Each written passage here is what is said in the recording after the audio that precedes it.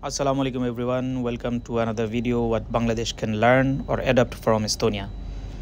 In Estonia, I use €8 package of internet. It's 200 GB internet and unlimited phone calls.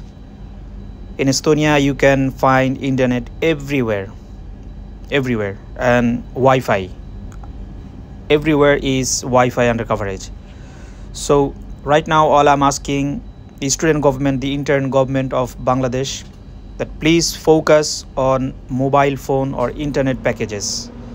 Try to give good package. Try to kick out Indian mobile phone operators, and state-owned mobile phone operator should be strengthened. People should use it and try to facilitate it. In Bangladesh, it's quite impossible to have 1000 taka 200 GB internet and unlimited phone calls.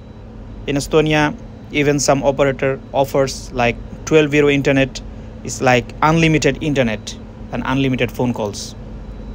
There should be similar or even better in Bangladesh, because in Bangladesh there are a lot of users, way lot. It's like 170 million people, so it should be better service over there.